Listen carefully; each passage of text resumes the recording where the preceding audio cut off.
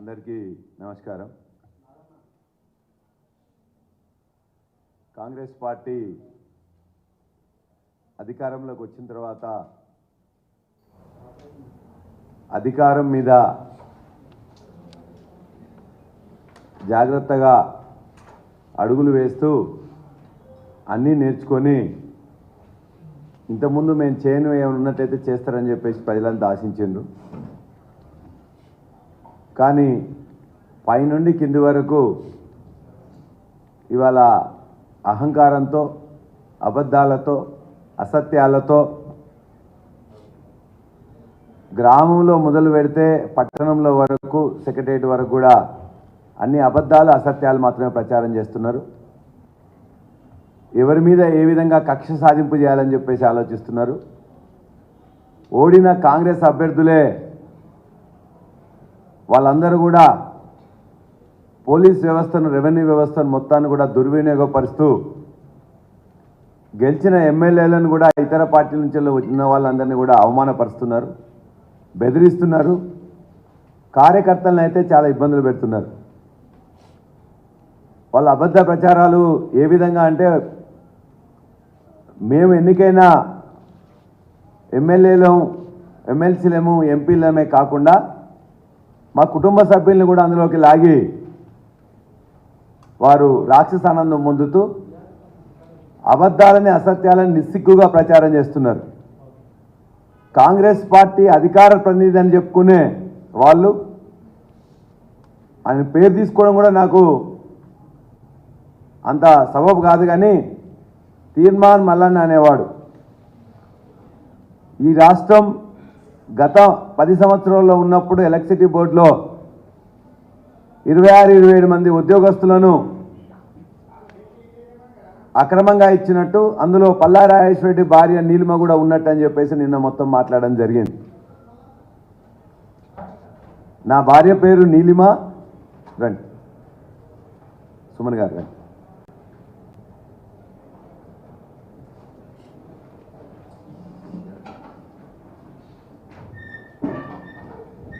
నా భార్య పేరు నీలిమ. ఆమె 1987లో ఇంటర్మీడియట్ 100కి 100% మార్క్స్తో, అంటే ఫస్ట్ ఇయర్లో 150కి 150, సెకండ్ ఇయర్కి 150-150లో టాప్ ర్యాంక్ స్టూడెంట్గా పాస్ అయింది. తర్వాత ఆనాటి ఆంధ్రప్రదేశ్ ఎంసెట్లో 714 ర్యాంక్ వచ్చి స్టేట్ టాప్ ర్యాంక్లో ఒకరిగా ఉన్నారు. ఆ తర్వాత జరిగిన ఆనాడు ఏపీఎస్సీబీ అని చెప్పేసి బోర్డు ఉండేది. ఏపీఎస్సీబీ బోర్డు నిర్వహించిన ఎగ్జామినేషన్లో ఏఈ ఎలక్ట్రికల్లో సెలెక్ట్ అయిపోయి 1992 జూలైలో ఆమె అపాయింట్మెంట్ అసిస్టెంట్ ఇంజనీర్గా ఏపీఎస్సీబీలో జరిగింది. ఆ తర్వాత 9 సంవత్సరాలకు 2001 నవంబర్లో ఆమె అసిస్టెంట్ డివిజన్ ఇంజనీర్గా ప్రమోషన్ వచ్చింది. ఆ తర్వాత 2015 జనవరిలో డివిజనల్ ఇంజనీర్గా ఆమెకు ప్రమోషన్ రావడం జరిగింది. అంటే 92లో అసిస్టెంట్ ఇంజనీర్ అయితే, ఆనాడు తెలంగాణ ఉద్యమం లేదు, లేకపోతే ఏ పార్టీలు అధికారంలో లేవు, టీఆర్ఎస్ లేదు, లేకపోతే ఇంకెవరు లేదు. ఆ తర్వాత 2001లో తెలంగాణ ఉద్యమం కూడా అప్పుడే మొదలవుతున్న సందర్భంలో అప్పటికే ఏడీ అయింది. ఆ తర్వాత తను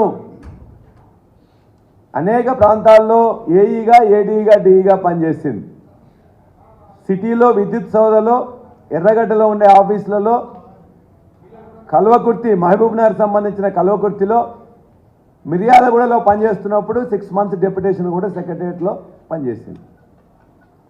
ఇది తన 30 సంవత్సరాల జీవితంలో దరిదాపుగా ఒక 19-20 సంవత్సరాలు మాత్రమే పనిచేసి, ఆ తర్వాత తను లీవ్ పెట్టినప్పుడు కూడా శాలరీ తీసుకోకుండా లీవ్ పెట్టడం జరిగింది. ఆ తర్వాత 2020 నవంబర్ 19వ తారీఖున విఆర్ఎస్ తీసుకోవడం జరిగింది. 2016 నుంచి 20 వరకు మొత్తం శాలరీ తీసుకోకుండా లీవ్ పెట్టుకొని 2020లో విఆర్ఎస్ తీసుకోవడం జరిగింది. ఇది క్లుప్తంగా ప్రెస్ మిత్రులందరికీ కూడా ఆమె జాయిన్ అయిన ఏఈగా ఎప్పుడు జాయిన్ అయినరు, ఏడీగా ఎప్పుడు ప్రమోషన్ వచ్చింది, డిఈగా ఎప్పుడు ప్రమోషన్ వచ్చింది, ఏ రోజు డెప్యుటేషన్ వచ్చింది, ఏ రోజున మొత్తం తను వాలంటరీ సర్వీస్ రిటైర్మెంట్ తీసుకున్న అన్ని విషయాలు కూడా మీ మిత్రులందరికీ కూడా ఇప్పుడే మీకు వాట్సాప్ ద్వారానే మొత్తం పంపించడం జరుగుతుంది. ఒక టాప్ ర్యాంక్ స్టూడెంట్ అయిపోయి వామపక్ష విద్యార్థి నాయకురాలుగా ఆనాడు ఉండి ఇక్కడ ఉన్న అనేక మంది విద్యార్థి నాయకులకు కూడా తెలుసు. ఆ విధంగానే మేము మ్యారేజ్ చేసుకోవడం కూడా జరిగింది. ఇవాళ తను సిఇఓగా ఉన్న అనురాగ్ యూనివర్సిటీలో 2300 మంది ఎంప్లాయీస్ ఇలా సంస్థలో పనిచేస్తూ ఉన్నారు. 1998లో మేము ఈ విద్యా సంస్థలు పెడితే ఈ 25 సంవత్సరంలో ఒక్క నెల కూడా తప్పకుండా ప్రతి నెల 5వ తారీఖు మాత్రమే ఇప్పటి వరకు కూడా జీతాలు పే చేస్తున్నాం. ప్రతి ఎలిజిబుల్ ఎంప్లాయీకి పిఎఫ్ కానీ లేక ఈఎస్ఐ కానీ లేక ఇతరత్ర ఏదైతే స్టాట్యూటరీ ఉన్నాయో అవన్నీ కూడా పే చేస్తున్నాం. అటువంటి అన్ని విద్యా సంస్థలు అనురాగ్ విద్యా సంస్థలకు తను సిఇఓగా ప్రస్తుతం ఉన్నది. ఆనాడు విద్యార్థి నాయకురాలుగా, ఆ తర్వాత గవర్నమెంట్లో లేకపోతే కార్పొరేషన్లో ఎంప్లాయీగా, ఆ తర్వాత లీవ్ పెట్టి లేకపోతే రిజైన్ చేసి నేను ఫుల్ టైం పాలిటిక్స్లోకి వచ్చిన తర్వాత తను మొత్తం కూడా యూనివర్సిటీ విద్యా సంస్థలు ఉండడం జరిగింది. తన మీద కూడా తను దొంగతనంగా ఈ ప్రభుత్వం ఉద్యోగం ఇచ్చినట్లు, తను కాంగ్రెస్ ప్రభుత్వం రాగానే రిజైన్ చేసి పారిపోయినట్టు మాట్లాడుతున్న తీన్మార్ మల్లన్న ఖచ్చితంగా అతని మీద డిఫమేషన్ కేసు వేస్తున్నాం. దాంతోపాటు ప్రతిరోజు ఇప్పటికే నా మీద 2 సార్లు పోటీ చేసి ఓడిపోయాడు. 2015లో కాంగ్రెస్ అభ్యర్థిగా, 2021లో ఇండిపెండెంట్ అభ్యర్థిగా, మరలా 2 సార్లు ఓడిపోయిన నేపథ్యంలో ఎమ్మెల్యేగా నేను జనగామలో పోటీ చేస్తుంటే ప్రతిరోజు నా మీద వచ్చి ఇష్టం వచ్చినట్టు మాట్లాడుతుంటే కూడా అతను ఎక్కడికైతే వచ్చి మాట్లాడిండో అక్కడ ప్రజలు నాకు ఎక్కువగా ఓట్లు మెజార్టీ చేయడం జరిగింది.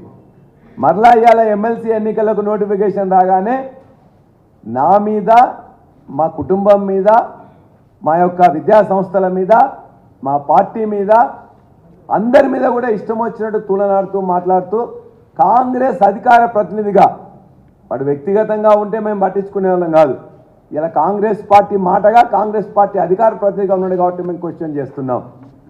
ఇవాళ కాంగ్రెస్ పార్టీ ప్రభుత్వం నిర్వహిస్తున్న ప్రజావాణిలో అతనికి వ్యతిరేకంగా ఆ ప్రాంతంలో గట్కేసరి కానీ మేడ్చల్ ప్రాంతంలో ప్రతి బిల్డర్ దగ్గరికి వెళ్ళి ఏ విధంగా మొత్తం డబ్బులు వసూలు చేస్తూ ఎమ్మెల్సీ ఎన్నికల్లో నన్ను వసూలు చేయమని చెప్పేసి ప్రజావాణిలోనే కంప్లైంట్ ఇచ్చారు. దాని మీద ఈ ప్రభుత్వం తీసుకున్న చర్య ఏమిటి? రెండవ అంశం, మా కాలేజీలో ఉన్న ప్రాంతానికి వచ్చి ఇవాళ వాళ్ళ తమ్ముడు విజయాన్ని పంపించి ప్రతిరోజు కూడా మీరు ఇక్కడ ఈ ల్యాండ్లో వాళ్ళ ఇష్యూ ఉంది, వీళ్ళ ఇష్యూ ఉంది, సెటిల్ చేస్తావా లేదని చెప్పేసి బెదిరిస్తూ ఉన్నాడు. ప్రతిరోజు కూడా మా ఎంప్లాయీస్ని బెదిరిస్తూ, తూలనాడుతూ, అసభ్యకరంగా మాట్లాడుతూ చేస్తున్నాడు. మా సంస్థలు ఇవాళ బ్రౌన్ ఫీల్డ్ యూనివర్సిటీగా అనురాగ్ యూనివర్సిటీ ఉన్నది. అన్ని రకాల రిజర్వేషన్స్ ఉన్నాయి. ప్రభుత్వమే ఆనాడు 2000 ఉన్న 20 సీట్లకు కానీ వాటికి ఫీజు ఫైనల్ చేసింది. అడ్మిషన్ పాలసీ కూడా బ్రౌన్ ఫీల్డ్ యూనివర్సిటీ ప్రకారమే నడుస్తున్నాయి. ఇవాళ ఒకవైపున ఇటువంటి అధికార ప్రతినిధులని చెప్పుకునే కాంగ్రెస్ అధికార ప్రతినిధులు ఈ విధంగా అసత్యాలు ప్రచారం చేస్తుంటే, మరికొంతమంది కాంగ్రెస్ నాయకులు వచ్చి మేము మొత్తం కూడా రోడ్లను తీసేస్తామని చెప్పి బెదిరిస్తూ ఉన్నారు. ఇంకొంతమంది మాకు డబ్బులు ఇస్తారా ఇయ్యరా, లేకపోతే మీ కన్స్ట్రక్షన్స్ కానీ ఇవన్నీ చూస్తాం, కాంగ్రెస్ పార్టీ వచ్చిందని చెప్పేసి బెదిరిస్తూ ఉన్నారు. ఇక నియోజకవర్గంలో అయితే ఓడిపోయిన అభ్యర్థి చుట్టే పోలీస్ యంత్రాంగం మొత్తం ఉంటుంది, రెవెన్యూ వ్యవస్థ మొత్తం ఉంటుంది. అతను ఓడిపోయిన అభ్యర్థి నిన్న మా కుమరవెల్లి మల్లన్న ఎవరైతే ఈవో ఉంటాడో అతన్ని నన్ను కూడా ఇవాళ పైకి పిలిచినందుకు మొత్తం కూడా ఆయన్ని తిట్టడం, బూతులు తిట్టడం జరిగింది. అంటే వ్యవస్థ ఎక్కడికి పోతున్నది? ప్రభుత్వాలు వస్తూ ఉంటాయి, పోతూ ఉంటాయి. పార్టీలు వస్తూ ఉంటాయి, పార్టీల ప్రభుత్వాలు వస్తుంటాయి, పోతుంటాయి. ఈ 29 రాష్ట్రాల్లో కేంద్రంలో కూడా ఇప్పటిదాకా అనేకం వచ్చినాయి. కానీ దురదృష్టవశాత్తు ఈ విధంగా ఈ కాంగ్రెస్ ప్రభుత్వం చేస్తున్నంత ఇవాళ అసత్య ప్రచారాలు కానీ, అడ్డగోలు వాదనలు కానీ, అందరినీ బెదిరించడం కానీ ఇంతవరకు ఎవరు చేయలే. ఇవాళ ఖచ్చితంగా వాటి మీద చట్టపరంగా మేము ఖచ్చితంగా చర్య తీసుకుంటాం. అంతేకాకుండా నా భార్య మీద ఏ విధంగానైతే ఈ ప్రభుత్వం ఇచ్చిందని చెప్పేసి మాట్లాడుతుండో అది కాంగ్రెస్ అధికార ప్రతినిధిగా మాట్లాడింది కాబట్టి కాంగ్రెస్ ఎంక్వైరీ చేసుకొని ఒకవేళ ఏదైతే నిజాలు తెలుస్తుందో దాని మీద వారిని చర్య మీద తీసుకుంటారా, లేకపోతే క్షమాపణ కాంగ్రెస్ పార్టీ తరఫున క్షమాపణ చెప్తారా చెప్పాలని చెప్పేసి మేము డిమాండ్ చేస్తున్నాం.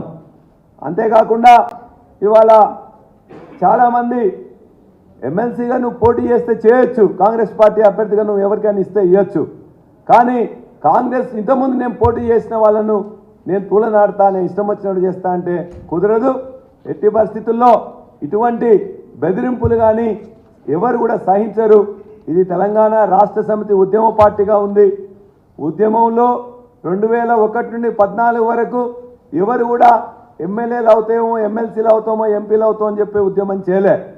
ఆ తర్వాత వచ్చిన ప్రభుత్వంలో ఖచ్చితంగా ప్రజలు కావాలనుకున్నారు కాబట్టి 10 సంవత్సరాలు అదే ఉద్యమ నాయకులు అదేవిధంగా అనేక మంది కలిసి వచ్చిన వాళ్ళతో ఇలా ప్రభుత్వం ఏర్పాటు చేయొచ్చు.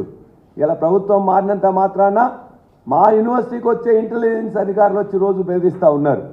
ఇంటెలిజెన్స్ వర్గం మొత్తం కూడా ఇవాళ ఉన్న ముఖ్యమంత్రి గారి అధికారంలో సేవలో తరించవచ్చు, కానీ ఇతరులందరినీ కూడా అంటే పోలీస్ వ్యవస్థను మొత్తం కూడా ఓడిపోయిన అభ్యర్థులకు కాంగ్రెస్ అభ్యర్థులకు మద్దతుగా ఉండడం లేక ఇతర యొక్క సంస్థల్ని ఇవాళ అనేక సంస్థలు ఉంటాయి, ప్రభుత్వ పరంగా ఉన్న సంస్థల్ని అదేవిధంగా జిల్లాల్ని అన్నిటిని కూడా మొత్తం వద్దనుకోవడం ఒకవైపు, రెండో వైపు ప్రైవేట్గా ఉన్న సంస్థలను కూడా ఇతర పార్టీల వాళ్ళకి సంబంధించినట్టే వాటన్నిటిని కూడా కూలగొట్టాలని చెప్పేసి లేకపోతే మూతవేయాలని చెప్పేసి అనుకోవడం మరొకటి దురదృష్టకరం. మేము 25 సంవత్సరాల క్రితం విద్యా సంస్థలు స్థాపించినాం. దరిదాపుగా 35 సంవత్సరాల క్రితం మా వైఫ్ ఉద్యోగం సంపాదించింది. ఇవాళ వాళ్ళ మీద కూడా నువ్వు దుష్ప్రచారం చేస్తున్నావు అంటే నువ్వు చేస్తున్నవన్నీ కూడా అడ్డగోలు వాదనలు అసత్యాలని చెప్పి తేలుతుంది. కాబట్టి కాంగ్రెస్ పార్టీ అటువంటి చీడ పురుగుల్ని సమాజం నుండి తరిమి కొట్టే ముందే మీరు అతన్ని వేరు చేసుకుంటారా, లేకపోతే తప్పును ఒప్పుకొని క్షమాపణ చెప్తారా మీరు నిర్ణయించుకోవాలని చెప్పి మేము డిమాండ్ చేస్తూ ఇవాళ ఉన్న పోలీస్ యంత్రాంగం కానీ ఇంటెలిజెన్స్ కానీ ఇవాళ అందరినీ ఈ విధంగా బెదిరిస్తున్న వాళ్ళ మీద దృష్టి పెట్టండి. అంతే తప్ప మమ్మల్ని బెదిరించడానికి అని చెప్పేసి మీ వ్యవస్థను మొత్తం ఉపయోగించుకోవద్దని చెప్పేసి కూడా మీ ద్వారా ఇంటెలిజెన్స్ కానీ పోలీస్ కానీ రెవెన్యూ వ్యవస్థను కూడా కోరుతూ ఉన్నాం.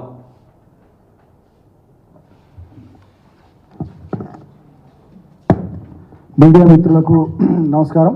నిన్న కాంగ్రెస్ పార్టీ నాయకుడు తీన్మార్ మల్లన్న అనేటైన పల్లా రాజేశ్వర రెడ్డి గారి సత్యమణికి సంబంధించి దురుద్దేశపూర్వకంగా ఏదైతే అపవాదు వేసినారో దానికి సంబంధించి అన్ని విషయాలు చాలా చక్కగా పల్లా రాజేశ్వర రెడ్డి గారు చెప్పినారు. ఆయన నిన్న పల్లా రాజేశ్వర రెడ్డి గారి మా ఎమ్మెల్యే గారి సత్యమణి మీదనే కాకుండా మొన్న కూడా మా మాజీ పార్లమెంట్ సభ్యులు కరీంనగర్ వారికి బోయినపల్లి వినోద్ కుమార్ గారికి సంబంధించి వారికి ఏదో అన్న ఉన్నారని అన్న బిడ్డకి ఏదో ప్రభుత్వం అక్రమంగా ఎలక్ట్రిసిటీ డిపార్ట్మెంట్లో ఉద్యోగం ఇప్పించిందని మొన్న వారి మీద కూడా బట్టగల్చి మీద వారేసే ప్రయత్నం చేసినారు. ఈ కాంగ్రెస్ పార్టీ నాయకులకు ఇంకా బుద్ధి మారతలేదు. వీళ్ళు అధికారంలోకి వచ్చిన తర్వాత ప్రజలకు పనిచేయాలనేటటువంటి ఆలోచనను మర్చిపోయి ఇంకా వీళ్ళు అధికారంలో లేరు, అధికారంలో బీఆర్ఎస్ పార్టీ ఉంది కాబట్టి వాళ్ళ మీద నిందలేయాలి, వాళ్ళ మీద ఆరోపణలు చేయాలి, వాళ్ళ మీద దుష్ప్రచారం చేయాలనే ఆ లైన్లోనే ఇంకా ఉన్నట్టు అదే ధోరణి కనబడతా ఉంది. ఇప్పటికైనా పద్ధతి మార్చుకొని ప్రజలు మీకు అధికారం ఇచ్చినారు, మీకు అవకాశం ఇచ్చినారు, ప్రజాపాలన అన్నారు, దాన్ని మాటల్లో కాకుండా చేతల్లో ఆచరణలో ఆ పరిపాలనను చూపెట్టే పని చేయాలని చెప్పి నేను కాంగ్రెస్ పార్టీకి ఈ ముఖ్యమంత్రి రేవంత్ రెడ్డికి అదేవిధంగా కాంగ్రెస్ పార్టీ మంత్రులకు నేను హితవు పలుకుతూ ఉన్నా. ఇంకా బీఆర్ఎస్ పార్టీ నాయకుల మీద అసత్య ఆరోపణలు, సత్యదూరమైనటువంటి ప్రచారాలు ఇవన్నీ బంద్ చేసుకోవాలని కోరుతూ ఉన్నా. మా మీద ఎంత దుష్ప్రచారం చేయాలో అంత దుష్ప్రచారం చేసినారు. మీరు చేసినటువంటి దుష్ప్రచారాన్ని కొంతమేరకు ప్రజలు కూడా నమ్మినారు.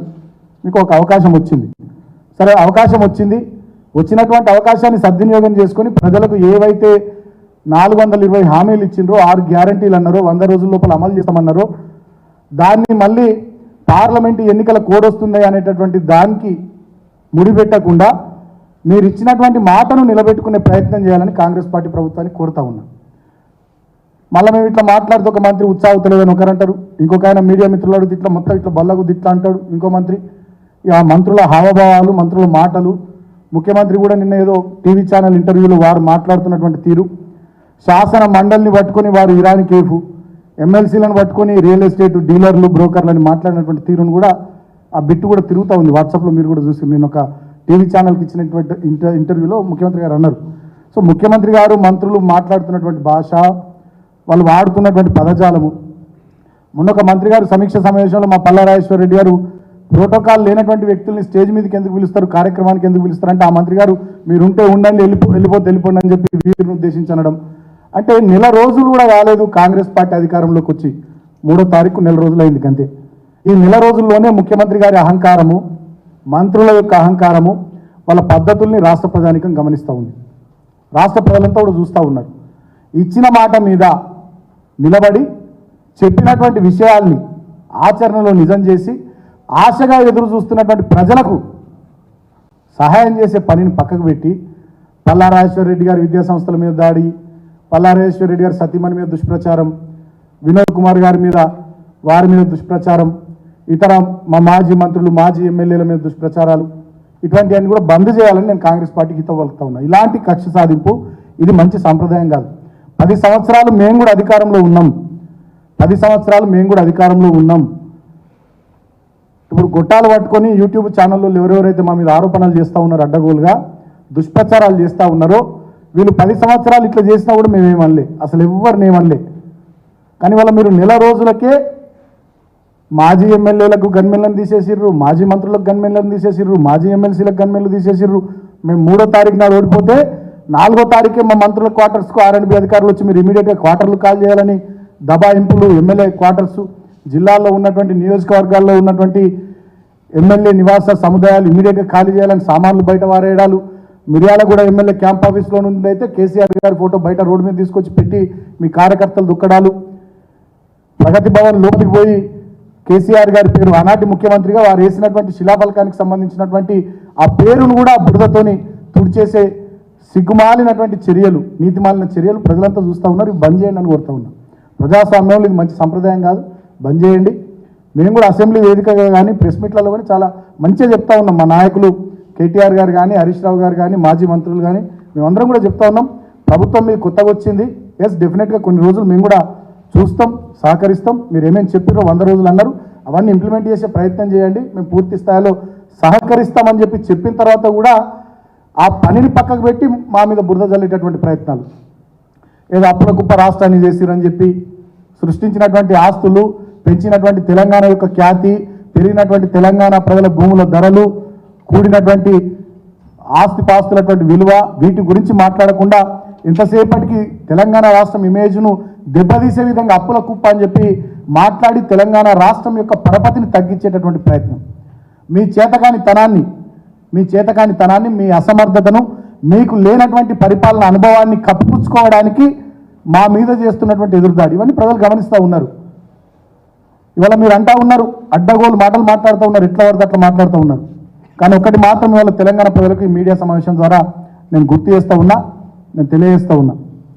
14 సంవత్సరాలు కొట్లాడిన పార్టీ తెలంగాణను తెచ్చిన పార్టీ, 10 సంవత్సరాలు బ్రహ్మాండంగా తెలంగాణను అద్భుతంగా తీర్చిదిద్దినటువంటి పార్టీ. తెలంగాణ, కేసీఆర్ ఈ 2 పదాలు వేరువేరు కాదు. తెలంగాణ శరీరం అయితే కేసీఆర్ ఆత్మ, ఇవి 2 వేరువేరు కాదు. అట్లా 24 సంవత్సరాల పాటు మాదైన ముద్ర వేసి మాదైనటువంటి పాత్రను మేము ఈ తెలంగాణలో పోషించినాం. ఇవాళ ప్రజలుగా మీరు ఇచ్చినటువంటి ప్రతిపక్ష పాత్రను కూడా ప్రజల కోసం డెఫినెట్గా ప్రజల పక్షాన మాట్లాడుతూ, ప్రజా సమస్యల్ని ప్రస్తావిస్తూ, ప్రజలకు అధికార పార్టీ ఇచ్చినటువంటి హామీలను నెరవేర్చేటట్టుగా అధికార పక్షం మీద ఒత్తిడి తీసుకురావడానికి కూడా అన్ని రకాలుగా మా వంతు ప్రయత్నం మేము చేస్తూ ఉన్నాం తప్ప ఎక్కడ కూడా అధికార పార్టీని ఏమంటలేదు మేము. ఒక మంత్రి గారు ఉత్సాహతలేదు అంటారు, ఇంకో మంత్రి గారు మీడియా వాళ్ళని పట్టుకుని ఇట్లా అంటారు, రకరకాలుగా నడుస్తూ ఉంది. ఈ అహంకార ధోరణులు బంద్ చేసుకోవాలని చెప్పి నేను ముఖ్యమంత్రిని కోరుతా ఉన్నా, మంత్రుల్ని కోరుతా ఉన్నా. నేను మొన్న కూడా నిన్నాకమన్న ఇదే సమావేశంలో నేను అడిగితే ఒక ఎమ్మెల్యే నన్ను పట్టుకొని ఒక టీవీ ఛానల్ డిస్కషన్లో ఆయనకు సిగ్గు లేదా సుమన్కు అన్నాడు. సరే, నాకు సిగ్గుందా లేదా అనేది ప్రజలు నిర్ణయిస్తారు. సరే, మంచి మీకు అధికారం ఉన్నది కాబట్టి ఎట్లా పడితే అట్లా నోటికి ఎంత వస్తుందో మాట్లాడుతున్నారు, నో ప్రాబ్లం. కానీ నేను మళ్ళీ ప్రజల తరపున అడుగుతా ఉన్నా ఈ మీడియా సమావేశం ద్వారా, రైతు బంధు డబ్బుల కోసం 7,700 కోట్ల రూపాయలు రాష్ట్ర ప్రభుత్వం ఖజానాలో ఉంచింది మేము దిగిపోయేటప్పుడు. ఇప్పటి వరకు రైతు బంధు పథకం కింద 6-7 ఎకరాలకు మేము పైసలు వేసేది మా ప్రభుత్వం ఉన్నవాడు. కనీసం ఇప్పుడు ఎకరం లోపల కూడా రైతులకు రైతు బంధు పైసలు వల్లే. మరి వాళ్ళ సోషల్ మీడియాలో నడుస్తూ ఉన్నది ఒకటి, నేను మొన్న కూడా గుర్తు చేసి నీళ్ళ గుర్తు చేస్తూ ఉన్నా. రైతు బంధు పైసలు ఈ 1,000 కోట్ల రూపాయలు రైతుల ఖాతాల్లోకి రాలే కానీ revenue minister company Raghava constructions ఖాతాలోకి పోయినాయి అని చెప్పి సోషల్ మీడియాలో జోకులు నడుస్తున్నాయి. మరి అది నిజమా కాదా? ఆ పైసలు నిజంగా రాఘవ కన్స్ట్రక్షన్స్ పోయినాయా? మీ కాంగ్రెస్ పార్టీలకు సంబంధించి ఇంకెవరన్నా కంపెనీలకు పోయినాయా? మీ కాంగ్రెస్ పార్టీ ఎన్నికలకు నిధులు సమకూర్చిన వాళ్ళ కంపెనీలకు పోయినాయా? లేకపోతే మీరు ఢిల్లీకి కప్పం కట్టడానికి ఇంకెవరి కంపెనీలకన్నా ఈ డబ్బులు ట్రాన్స్ఫర్ చేసిరా? మరి రైతులకు ఎందుకు ఇవ్వాలి మీరు పైసలు? సమాధానం చెప్పాల్సినటువంటి అవసరం ఉంది. మొన్న శ్వేతపత్రం అని రాష్ట్ర ఆర్థిక పరిస్థితి మీద కానీ విద్యుత్ రంగ స్థితి మీద కానీ మీరు శ్వేతపత్రాలు విడుదల చేశారు. ఇవాళ మేము అడుగుతా ఉన్నాం, రైతులకు ఇప్పటి వరకు ఎన్ని లక్షల మంది రైతుల ఖాతాల్లో ఎన్ని డబ్బులు జమ చేసారు? వివరాలు ఇవ్వండి కదా, ఎందుకు ఇస్తలేరు? ఇప్పటి వరకు ఈ జనవరి నెలలో ఇప్పటి వరకు ఎంతమంది ఉద్యోగుల ఖాతాల్లో ఎన్ని డబ్బులు వేసారు, ఎంతమందికి జీతాలు వేసారు? వివరాలు ఇవ్వండి కదా. మీ ప్రభుత్వం వచ్చిన తర్వాత వివిధ పథకాల లబ్ధిదారులకు ఎంతమందికి ఎన్ని డబ్బులు వాళ్ళ ఖాతాల్లో జమ చేసిర్రు? ఆ వివరాలు ఇవ్వండి కదా. శ్వేతపత్రాల పేరిట మీద రాష్ట్ర ఆర్థిక స్థితి మీద రాష్ట్ర విద్యుత్ రంగ స్థితి మీద పేపర్లు రిలీజ్ చేసినటువంటి మీరు ఈ వివరాలు ఎందుకు విడుదల చేస్తలేరు? డబ్బులు ఏమైతే ఉన్నాయి? మొన్ననే 1600 కోట్ల అప్పులు తెచ్చిరని కూడా వార్తలు చూసినాం. ఇంకా కొన్ని అప్పుల కోసం ఆర్బీఐకి ఇండెంట్ పెట్టిరని చెప్పి వార్తలు చూస్తూ ఉన్నాం. డబ్బులన్నీ ఎట్టిపోతూ ఉన్నాయి? ఏమైతే ఉన్నాయి? ఏం జరుగుతూ ఉంది? కాబట్టి ఈ విషయాల మీద రాష్ట్ర ప్రభుత్వం స్పందించాలి. ప్రజలు ఆశగా ఎదురు చూస్తూ ఉన్నారు. మొన్న కూడా మేము డిమాండ్ చేస్తున్నాం, మళ్ళీ డిమాండ్ చేస్తూ ఉన్నాం. గత ప్రభుత్వ పథకాల కార్యక్రమాలు ప్రొసీడింగ్ ఇచ్చినటువంటి వాటిని రద్దు చేయడం కూడా దుర్మార్గం. అది దళిత బంధు అయినా, అది గృహలక్ష్మి అయినా, 2వ విడత గొర్రెల పంపిణీ యూనిట్లైనా పాపం వాళ్ళు డీడీలు కట్టుకున్నారు మా యాదవ్ సోదరులు, వాళ్ళని రద్దు చేస్తున్నారు. అదేవిధంగా దళిత బంధు పథకం కింద దళిత సోదరులకు ప్రొసీడింగ్స్ ఇచ్చినాం. నియోజకవర్గానికి 1100 చొప్పున కొన్ని నియోజకవర్గాలు ఇచ్చినాం. వాటిని బ్యాంకు ఖాతాల్లో 10 లక్షల చొప్పున పడ్డాయి. వాటిని ఫ్రీజ్ చేసినట్టు తెలుస్తూ ఉంది. ఎన్నికల సందర్భంలో మీరు ఏం చెప్పారు? 10 లక్షలు కాదు, ఇంకొక 2 లక్షలు అదనంగా కలిపి 12 లక్షలు ఇస్తామని చెప్పారు. అంటే అది మోసపు మాటనే కదా. ఇక దీన్ని బట్టి అర్థమవుతా ఉంది. గృహలక్ష్మి పథకానికి సంబంధించి నియోజకవర్గానికి 3000 ఇళ్ళ చొప్పున ఇచ్చినాం. కొన్ని నియోజకవర్గాలు ఇవ్వాలి, కొన్ని నియోజకవర్గాలు ప్రొసీడింగ్ కాపీలు ఇచ్చినాం. వాళ్లకు దాన్ని కంటిన్యూ చేస్తూ మీరు అంటున్నటువంటి ఇందిరా మిల్లను కూడా ఇవ్వండి, ఎవరద్దన్నారు? కానీ ఆన్గోయింగ్ స్కీమ్స్, ఆల్రెడీ డెలివర్ అయినటువంటి స్కీమ్స్ వచ్చినటువంటి డబ్బుల్ని నిలుపుదల చేయడం నిజంగా ఇది కక్ష సాధింపు చర్య తప్ప ఇంకోటి కాదు. నేను మళ్ళీ కోరుతా ఉన్న మీడియా ద్వారా కాంగ్రెస్ పార్టీ ప్రభుత్వానికి విజ్ఞప్తి చేస్తూ ఉన్నా, కక్ష సాధింపు చర్యలు మానుకోండి, బురజల్లే కార్యక్రమాలు మానుకోండి. ప్రజలకు మీరు ఇచ్చినటువంటి మాటను నిలబెట్టుకునే ప్రయత్నం చేయండి.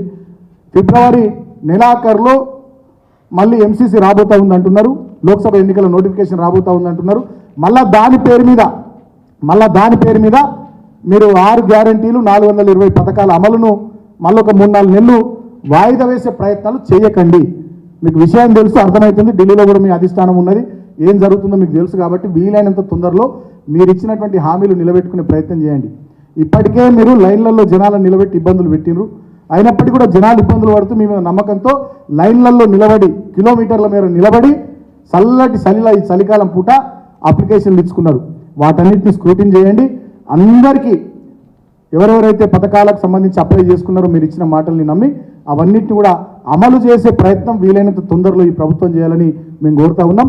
ఖచ్చితంగా మేము మాట్లాడతాం. ఇంకో విషయం కూడా నేను చెప్తా ఉన్నా, మేము మాట్లాడితే మంత్రులు కానీ కాంగ్రెస్ పార్టీ నాయకులు కానీ వీళ్ళకు ఉత్సాహతలేదు, వీళ్ళు తొందరపడుతున్నారు, వీళ్ళు సమయం ఇస్తలేరు, వీళ్ళు ఎందుకు మాట్లాడుతున్నారు అంటే నేను ఒక విషయం గుర్తు చేస్తూ ఉన్నా. 2014 ఎన్నికల్లో మేము అధికారంలోకి వచ్చిన మరుక్షణమే అసెంబ్లీ సమావేశాలు జరిగితే ఇదే కాంగ్రెస్ పార్టీ వాళ్ళు కరెంటు మీరు ఇవ్వలేకపోతున్నారని ఆనాడు మా మీద గగ్గోలు పెట్టినటువంటి విషయాలు నేను గుర్తు చేస్తూ ఉన్నా. మీ వల్ల వారసత్వంగా సంక్రమించినటువంటి కరెంటు సమస్యను ఆనాడు మేము పరిష్కరించలేమని పసుగుడ్డుగా ఏర్పడినటువంటి తెలంగాణ మా ప్రభుత్వాన్ని ఆనాడు ఇరుకున పెట్టే ప్రయత్నం, అడ్డగోలు విమర్శలు చేసిర్రు మీరు అసెంబ్లీ వేదికగా. కానీ ఇవాళ మేము నెల రోజుల తర్వాత మాట్లాడుతున్నాం. నెల రోజుల తర్వాత కూడా ఎందుకు మాట్లాడుతున్నాం? మీరే డెడ్లైన్లు పెట్టిరు, మీరే డేట్లు పెట్టిరు. డిసెంబర్ 9వ తారీఖు నాడు ఇందిరమ్మ రాజ్యం వస్తుంది అన్నారు. ఇందిరమ్మ రాజ్యం ఇంకా వచ్చింది అని చెప్పి ప్రజలు అనుకుంటున్నారు. ఇందిరమ్మ రాజ్యంలో ఇంటికి రూపాయి రాలే. మరి ఇందిరమ్మ రాజ్యంలో మీరు ఏమన్నారు? 2 లక్షల రైతు రుణమాఫీ అన్నారు. ఎటువాయి 2 లక్షల రూపాయల రైతు రుణమాఫీ. రైతు భరోసా కింద 15,000 అన్నారు, 15 పైసలు వల్లే.